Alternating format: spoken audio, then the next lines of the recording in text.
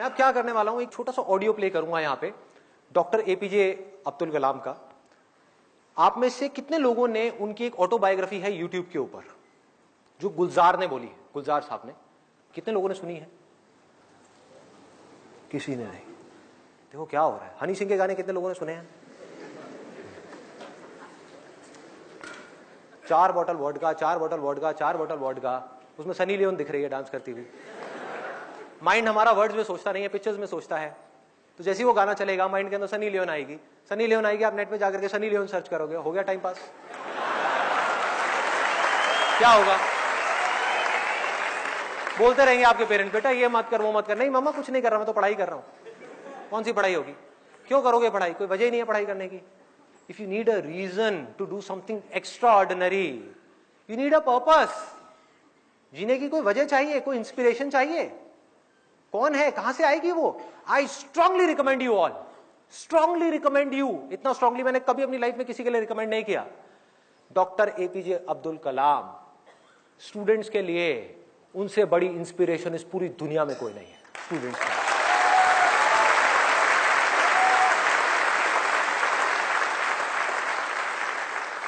Play कर दो एक बार, वो ऑडियो प्ले कर दो।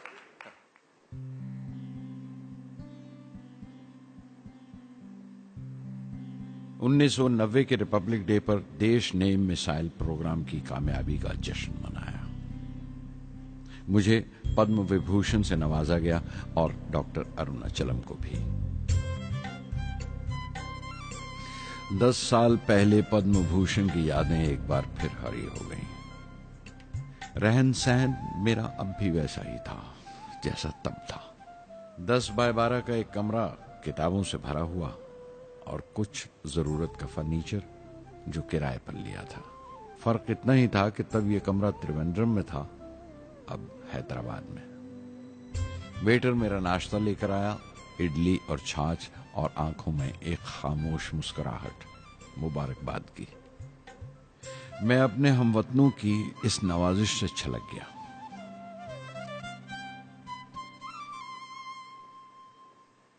मैं जानता हूं कि बहुत से साइंसदान और इंजीनियर मौका मिलते ही वतन छोड़ जाते हैं, दूसरे मुल्कों में चले जाते हैं ज्यादा रुपया कमाने के लिए, ज्यादा आमदनी के लिए। लेकिन ये आदर, मोहब्बत और इज्जत क्या कमा सकते हैं जो उन्हें अपने वतन से मिलती है। 15 अक्टूबर 1991 में 60 साल का हो गया। मुझे अपने रिटायरमेंट का इंतजार था। चाहता था कि गरीब बच्चों के लिए एक स्कूल खोलूं। ये वो दिन थे जब मैंने सोचा कि अपनी जिंदगी के तजुर्बे, मुशाहिदे और वो तमाम बातें कलमबंद करूं जो दूसरों के काम आ सके। एक तरह से अपनी स्वाने उम्री लिखूं, अपनी जीवनी। मेरे ख्याल में मेरे वतन के नौजवानों को एक साफ नजरिए और दिशा की जरूरत है। तभी ये इरादा किया कि मैं उन तमाम लोगों का जिक्र करूं जिनकी बदौलत मैं ये बन सका जो मैं हूं। मकसद ये नहीं था कि मैं कुछ बड़े बड़े लोगों के नाम लूं, बल्कि ये कि कोई शख्स कितना भी छोटा क्यों ना हो, उसे हौसला नहीं छोड़ना चाहिए। मसले, मुश्किलें जिंदगी का हिस्सा हैं और तकलीफें कामयाबी की सच्चाइयां हैं। जैसा कहा है किसी ने, खुदा ने यह वादा नहीं किया कि आसमान हमेशा नीला ही रहेगा, जिंदगी भर फूलों से भरी राहें मिलेंगी। खुदा ने यह वादा नहीं किया कि सूरज है तो बादल नहीं होंगे, खुशी है तो गम नहीं, सुकून है तो दर्द नहीं होगा। मुझे ऐसा कोई गुरूर नहीं कि मेरी जिंदगी सबके लिए एक मिसाल बनेगी, मगर यह हो सकता है कि कोई मायूस बच्चा किसी गुमनाम सी जगह पर जो समाज के किसी माजूर हिस्से से ताल्लुक रखता हो, ये पढ़े और उसे चैन मिले, ये पढ़े और उसकी उम्मीद रोशन हो जाए।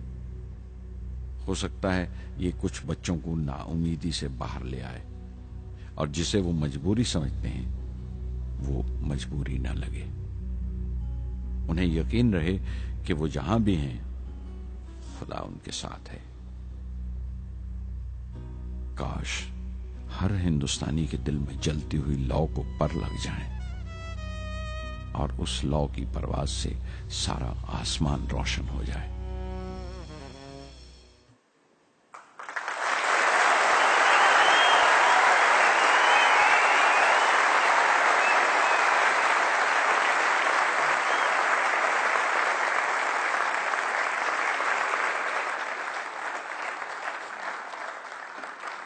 देखा क्या है? हाँ,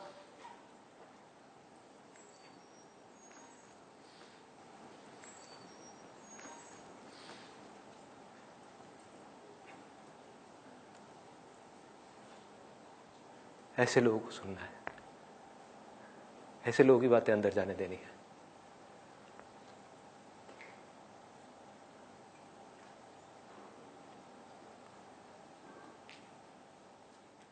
सोचो अगर आपकी भी सोच ऐसी हो जाए तो क्या होगा? सोचो।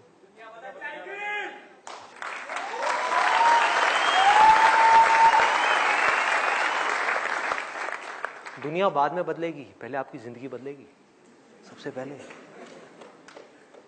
दुनिया को आप तब तक नहीं बदल सकते जब तक खुद को नहीं बदलोगे।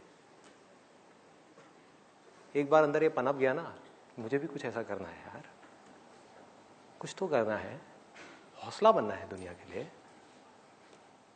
चाहे कुछ लोग ही मेरे को देख करके इंस्पायर हो, कुछ करना है। ऐसी थोड़ी आया और चला गया, क्या है? कुछ करना है। ऐसे लोगों को सुनना है, ऐसे लोगों की ऑटोबायोग्राफीज को सुनना है और उसकी गहराई में जाना है। The more you do it, the more you will get energy to make the impossible possible.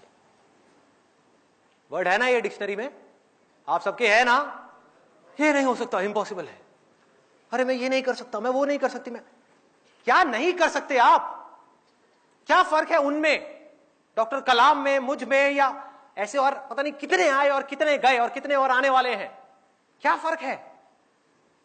एक झूठ है जो जाकर के आपके दिमाग में किसी ने घुसा दिया है कि फर्क है, फर्क है, फर्क है, उनके अंदर कुछ स्पेशल है, उनके अंदर कुछ स्पेशल है। अरे किसी के अंदर कोई स्पेशल नहीं है, कुछ नहीं है। जिसका डिजायर जितना बड़ा है उसकी सक्सेस उतनी ही बड़ी है।